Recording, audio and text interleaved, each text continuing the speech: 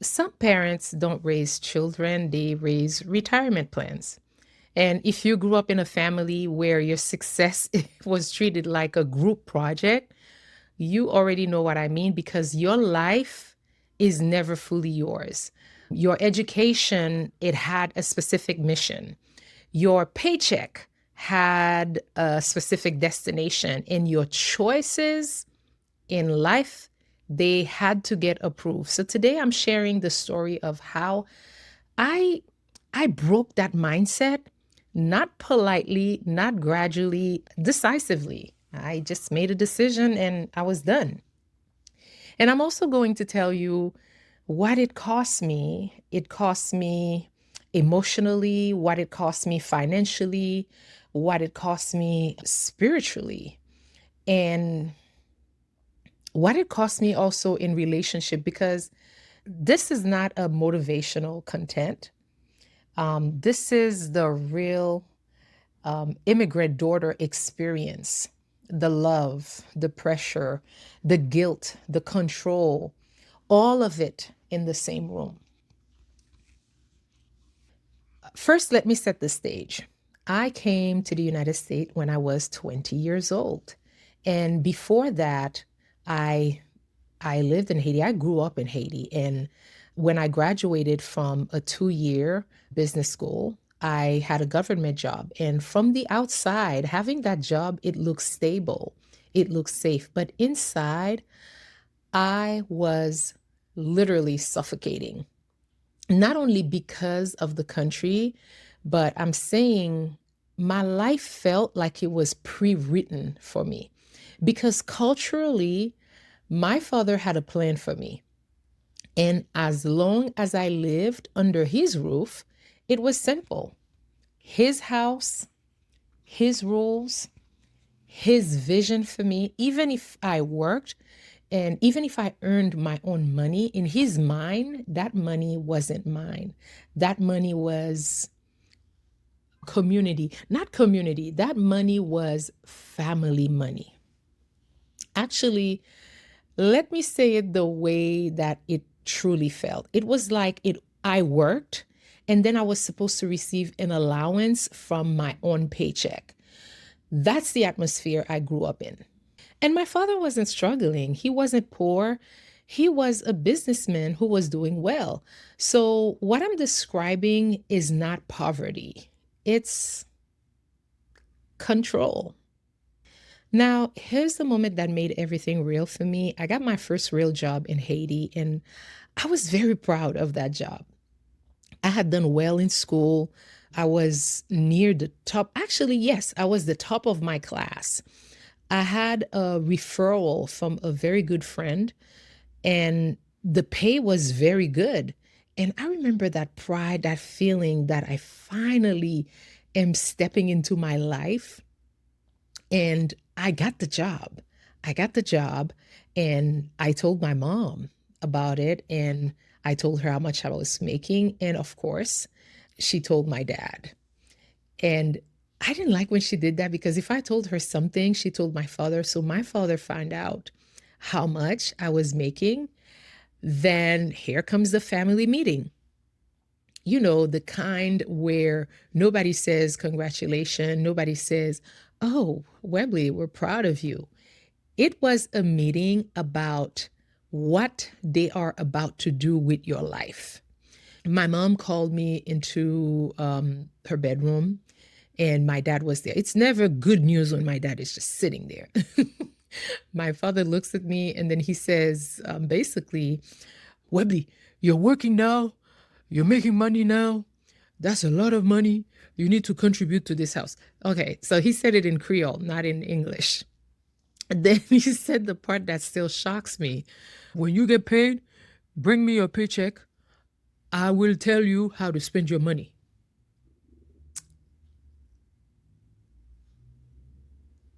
I need you to really hear that. Not, "I'm going to help you out when you can." Not, "Let's talk about what you want." He told me, "Bring me your paycheck and I'll tell you how to spend it." That was an expectation. That was the expectation. And I remember being shocked, and the only response that I had, actually, my first response was the first truly, I think it was truly the rebellious thing that I did in my culture.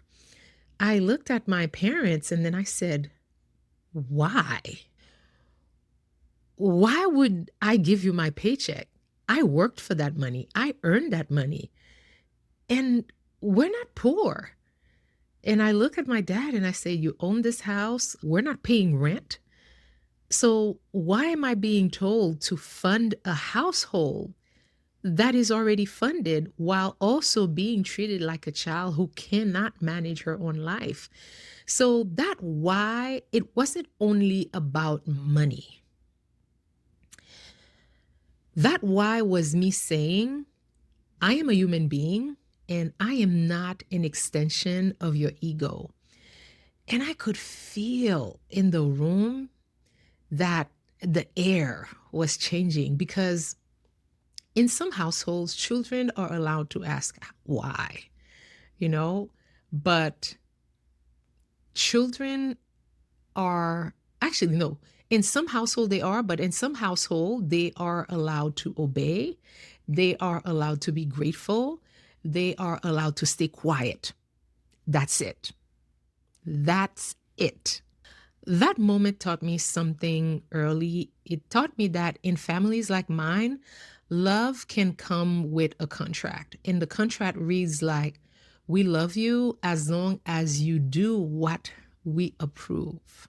And it's like that in a lot of Haitian families, especially for the women. And that's the part that people don't say out loud. They will call it respect. They will call it tradition. They will call it culture.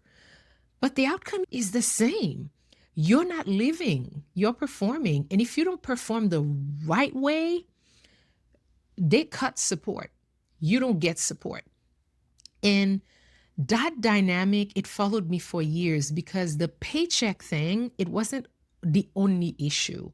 There were also the gender issue, because I watched that there was a difference between how men in the family they were treated and how women were treated. Women, they carried responsibility. Women carried sacrifice. Women, they carried the family image. But men, they had room to be reckless. And if anything fell apart, women were expected to clean it up. Now, I know I've mentioned it before that I felt like I was the golden child, because this is something that a lot of women will recognize immediately. I was the good student. I was the student getting the straight A. I was resourceful. I was responsible. And when you're like that, people love calling you the smart one, until you realize that being called the smart one, it comes with a price. And the price is you get less support, because everyone assumes that you'll be okay, you'll survive. And I remember when it was time for college in Haiti, I had scholarships because I finished top 10 nationally.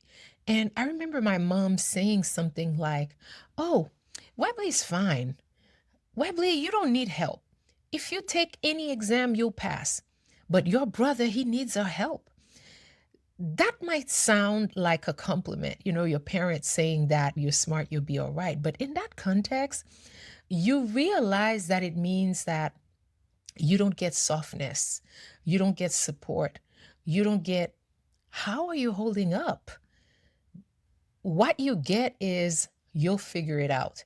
That is not admiration. And I felt that in a way it was abandonment disguised as praise. And that was something that hurt a lot. And I carried that pain for quite some years, because while I was being told that I didn't need help, I was watching financial support flow in other directions. My brother got support for tuition. My brother got support for ventures, for businesses. Even when things didn't go anywhere, the support was there. But for me, the most financial support I remember that I got when I was in college was a computer, and they were ridiculously bulky and expensive at the time. I think the one I got was a Dell for 2,500, but I didn't get tuition help. No, here's the caution. No, let's try to make this a little easier for you. And when I needed help in tough moments, my father, he was adamant.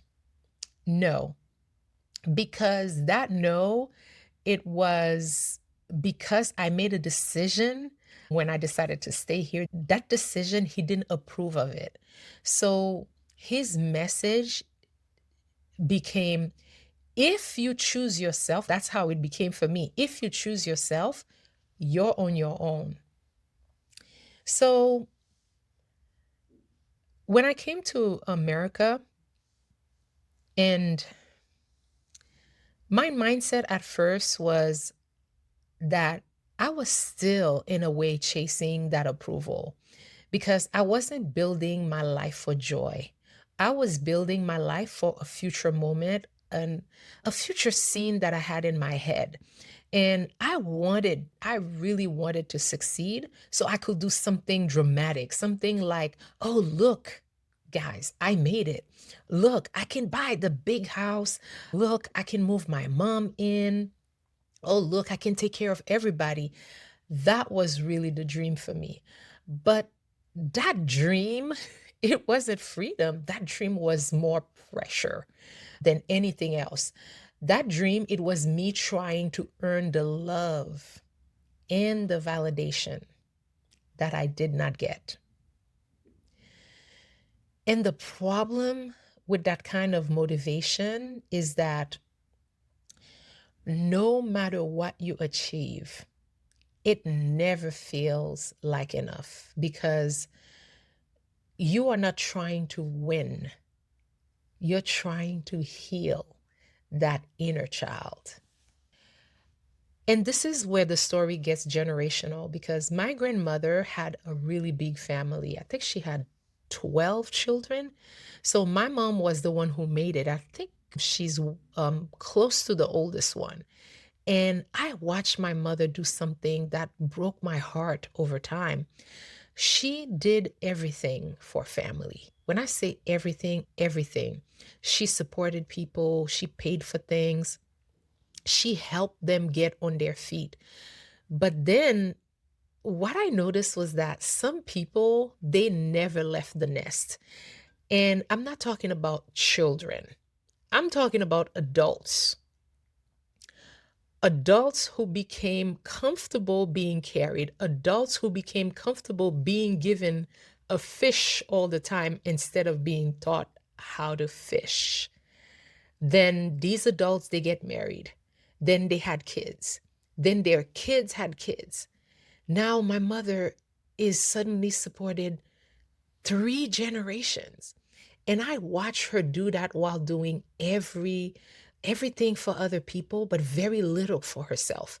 And I remember connecting this to the way that she carried responsibility like it was something normal. Like, hey, yeah, that's what you're supposed to do. And it's almost like she didn't have the right to rest. And here's what hit me when I remember observing all of that. I I realized that if I didn't interrupt this, I'm next. I'm next and I'm going to continue that.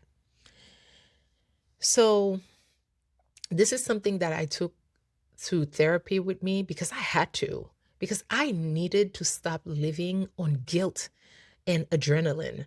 And one day I woke up with a sentence in my spirit that was so clear. I woke up and I said, you know what? This ends with me. Not, I'm going to think about it, not, oh, maybe someday. No, this ends with me. And I had to have that really tough conversation with my mom. And I told her, Mom, I love you. I don't call her mom. Mommy, I love you. And I want you to know that you are the last generation doing this. I am not carrying grown people. That was really hard because in immigrant families, saying no, it can feel like a crime. And my mom's response was what you expect, but Webley, it's family. And I just told her, Mommy, I'm not doing it. And I meant it. I really meant it because I realized something. If I do something for my family, I want it to be a gift. I want it to be something that I'm enjoying doing. I don't want it to be an obligation that's going to end up leaving me resentful later. Because, yes, I did things before that impacted me financially for family. But let me tell you, the resentment I felt afterward, it told me the truth that I wasn't giving from abundance. Um, I was giving from guilt. And guilt is not love. Guilt, guilt is control. That was control. And let me be honest. When you set boundaries in a family system that survives on guilt, it gets very lonely very fast because people start calling you selfish. People say that, oh, you changed. One thing that I got a lot was, oh, you very Americanized now. People start saying that, oh, you forgot where you came from. And sometimes they don't even attack you directly, you know? If they cannot get through you, they attack your mother. They would say, I think there was one male in the family who said to my mom that she raised me wrong. And I've heard that because when you stop carrying everybody, it exposes the truth. And the truth is that some people were never planning, they were never planning to stand on their own. Never. And your boundary, it becomes a mirror, and people, they hate mirrors. So, yes, now that I think about it, that's when I became the black sheep. And you know what? I had to accept that because I wasn't willing to buy approval with my peace of mind. I was done with that. And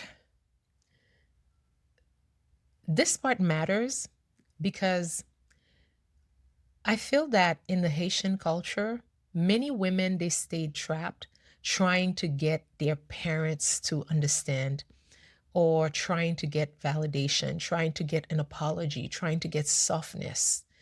And I think I think it's something very common in immigrant families or children of immigrants. And I also had to accept that sometimes you will never get the support that you deserved. Not because you were not worthy of that support, but because they don't have the capacity or they don't want to. So I made peace with a sentence that sounds harsh, but it it set me free. That sentence, it did not turn me into a cold-hearted person. It freed me a lot because once you stop begging for what someone won't give, you stop bleeding in the same place. So I had to get my heart to stop bleeding. And thankfully, there's my partner. You know, this man gives me a kind of support that I was not used to. And that support is not performative, it's not controlling, it's not conditional of me doing certain things to earn it. It's a support that is steady. And he treats me like I matter. He treats me like I am enough. And we're not talking about enough. I'm enough if I obey, or I'm enough if I earn it. I'm enough being Webley, or how my family call me in Creole, Webley. I'm enough being Webley. And that kind of love, it does something to your nervous system. It teaches you that you do not have to earn peace. And then he sees my wins as our win, not a threat, not a threat. Um, I I grew up around a version of masculinity where control was normal, where men felt entitled to dictate a woman's movement, a woman's decision, a woman's freedom. And I've heard the comments that I would never let my woman comments. My partner, a lot of his co-workers, I would say, they said that to him. And my partner's response is always, she's my equal. I don't own her. She's not my private property. That right there, that's a whole different legacy because I'm not raising my son to believe that control is love. I'm not raising my son to believe that a woman's freedom is a threat to his masculinity or to his ego. I'm done with that toxic part of my culture, respectfully, but firmly. And this was the main reason why we chose the name that I chose for my son. His name means he's not a social media kid. So I'm going to respect that and say that his name means new beginnings because we wanted a new legacy, a new culture, new rules. And, I would tell my son directly, you will always have a home here. You can go out, you can explore, you can build your life. But if something doesn't work out, you can always come back home. And that support, that safety, that's something that it was missing for me. And I want him to have what I didn't. Not because I want him to be dependent, but because I want him to be free. I want him to choose his life without guilt. In our culture, there is a saying in Creole about parents having children so their back can rest. And it goes something like, Bourrique fait petite pour dol poser. Translated word for word that the donkey has a baby donkey so he doesn't have to carry the load anymore. That saying is very common in Haiti. And a lot of people growing up, they hear it a lot like it is wisdom. And I remember at a certain point in my life when I heard that, my response to that mindset was like, no, bourrique fait petite pour petite la vive. The donkey has kids so the kids can go and live their lives. Because children are not retirement plans. Children, they are not your second chance. Children are not supposed to pay for your decisions, for decisions that you never planned through. And that belief system is how generational poverty stays alive, even when someone escapes it, because the person who escapes becomes responsible for everybody that they left behind. And that is not freedom. That's bondage with a nicer name.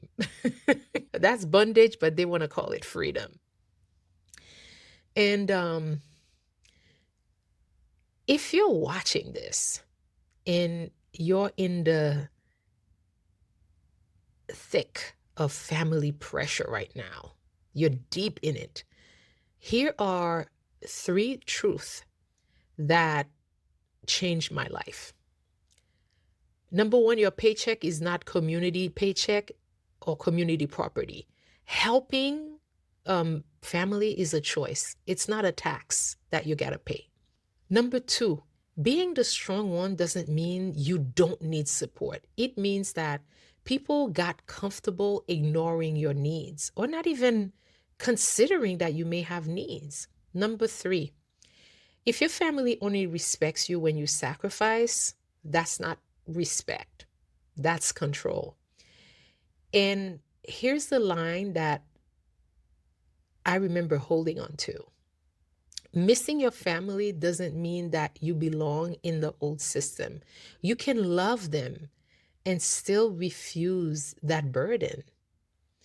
And that's why I decided that it ends with me. My mom is the last generation who will carry some of all that load.